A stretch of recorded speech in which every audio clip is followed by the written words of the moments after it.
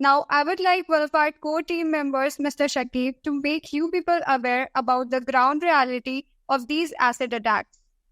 I hope everyone knows that there is a huge difference between what we see on the multimedia platforms and what happens in the real life. Yes, Ankita. Over to you, Mr. Shakib. Thank you. Thank you very much. And I hope that everybody is having a very good time. And I thank you all for joining our event. So first, we would like to start with the very concept of stop acid attacks and what it actually talks about. Why we initiated this campaign is because we thought that, this particular incident is getting, it's not getting a particular attention in the widespread media and, across the people. And the incident was regularly happening and nobody was actually giving aid to it. So in the year 2013, Stop Acid Attack campaign started by few youthful members, as has been already pointed out by Rituji.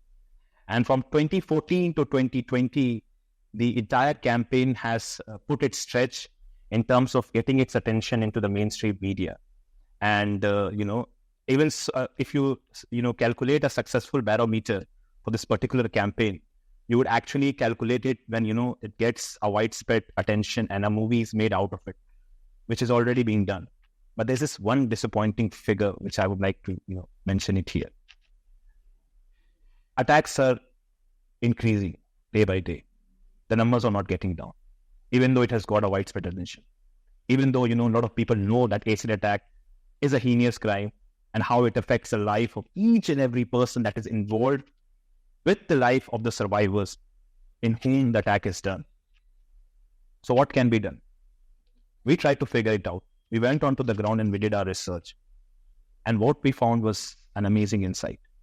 A lot of people are not aware about this attacks, this incident, what can be done for it. So whenever it gets an attention, any news gets an attention in the mainstream media, it actually increases their emotional drive. People want to listen to it and, a lot of hype is created, but then bubble bursts and it goes away because they don't know what is the cause and the effect.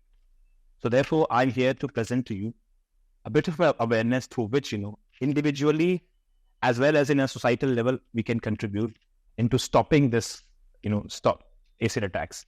And we are also going to find out whether this attack is actually quite, relevant to how the social structure functions. So, as I was talking about the data, in the last 5 years, 1,453 people have been attacked in India with acid. According to the NCRB data, the past year record says that 325 people have been attacked with acid. That is the official report. But if you count the unofficial report, you would basically calculate that in India, at least one person is attacked with acid. That means today, somebody could be attacked by the acid. And that is something which is disheartening. That is something which is problematic. That needs to be stopped. So what can be done? First of all, we as a local activist need to come forward. So I'll just start with a basic question and you can think about it. So now you are there walking down the street and you saw someone getting attacked with acid. What would you do? Do you have any idea? Well, a common answer is people might say, okay, we've called the ambulance, or we need to do this, or we need to do that. But then there's one problem that each and every acid attack survivors face. And that is that they don't get help.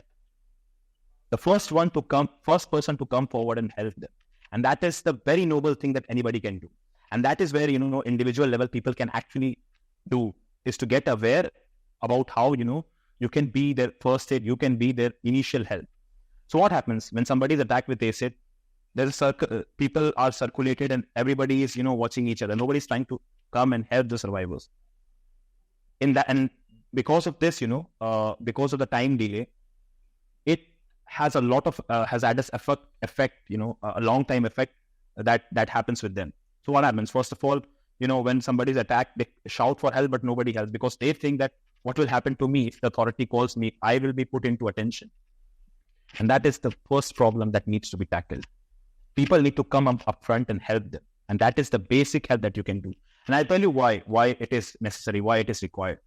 So we have survivors, if we can show them. We have Rituji with us, and we have Rupa with us here in the audience. And you could see that, these survivors have faced a lot of difficulties.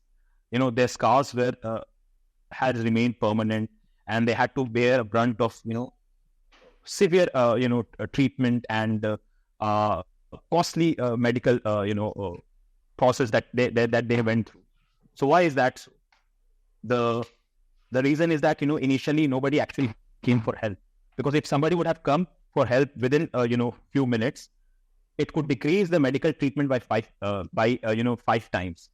And if somebody could help them, 70% of their scars could have not been that much, which you can see right now. So that is how individual help is important. Now, you may say, okay, I'm ready to help and I'm going to help these survivors. I'm going to be a part of this process. But what to do next? Nobody knows about it. You can be the first aid. That is the second process. You go there, you help the survivor, and you put the water in such a way that, water comes from the body. Suppose, say, a lot of acid attacks happen into the face. So you can spill the water on the face and it has to fall into the ground. Because if it falls in the skin, the acid is such a corrosive element that it spreads across the body. So you need to differentiate between the body and the face and spill it in such a way that it falls into the ground. So in that way, not only you are helping them, cut the cost of the treatment and, the scars that remain with them, but also the excruciating pain that they go through, you'll be providing relief to them. So that is the noblest of job that you can do. And that is like 80% of the help that anybody can do. So in individual level, you can be the first aid. But we hope so. And we pray that, you don't need to witness that day where you will see somebody, getting attacked with the acid and you have to be their first aid. Of course, it's not going to happen and we pray for it. But still, the same question remains. Acid attack is still happening. People are still victimized. So how can we change that in the societal level? So think about it. What is the generic cause of acid attack? Why do you think acid attack happens? Especially in the country like India. And the answer is very simple. It happens because acid sale. Acid is available and, attack happens. Very simple, right? In 2013, Supreme Court of India passed a law which said that illegal acid sale is completely banned. But still, people buy it. Illegally buy it because, it is cost effective. In 10, 20 rupees, you can clean your house and everything. And we all agree that, thousands of people who are buying these illegal acid, they are doing it because they just want to clean their house, use it for domestic purpose. But let me tell you, the 1,001 person that is doing that, they are doing it because, they want to throw acid on someone's face. So who has made this accessible? That is the 1,000 people. And that is why we need to make a change. In societal level, we need people to come up front and start this activism in India. And therefore, in that way, we all can be connected. Even in the countries outside, a campaign can be initiated and people can be made aware of. And government could be pressurized that, more stringent laws should be made that, do that, sort of bans the acid attack completely and does not make it available. Okay. So we rise into that situation that acid should be banned completely. And, but is that a solution? Acid ban. Let me give you one more sort of perspective to it. Supreme Court, as I was mentioning about the 2013 decision, it stated that acid attack is the heinous crime, the most heinous crime, even more so than rape. And it put a logical assertion to it. It said that, in rape, there is a benefit, even though I wouldn't like to call it a benefit, but there is a benefit that the rape survivor could be rehabilitated in a different surroundings, in a different place. But then, acid attack survivors does not have this quote-unquote benefit because their marks remains permanently with their face and it's very difficult to rehabilitate them.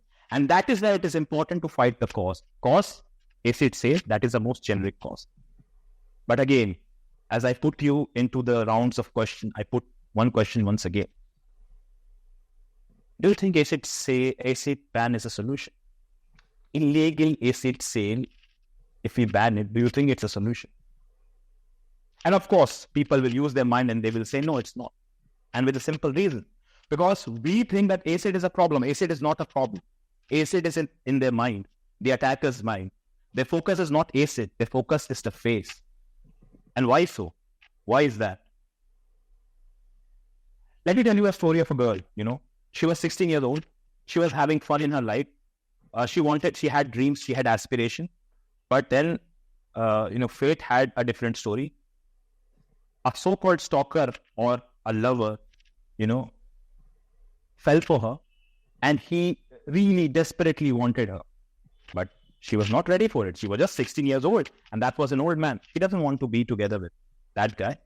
So what he did was he threw acid on her face, saying, if you can't be mine, you can't be anybody else.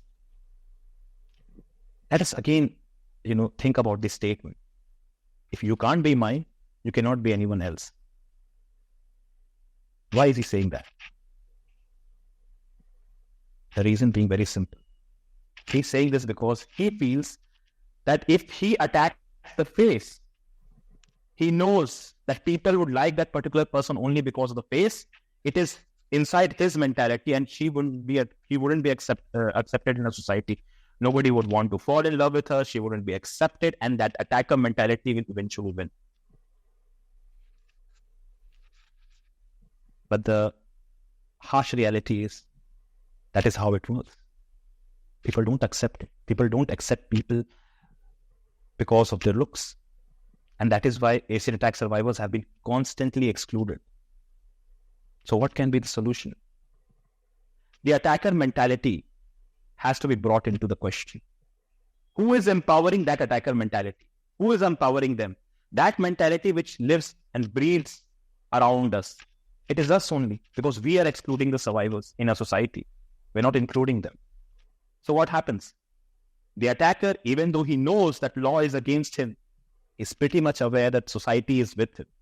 And that is where the tables need to be turned. Now society and people like us need to come forward and accept the survivors in a very inclusive mode.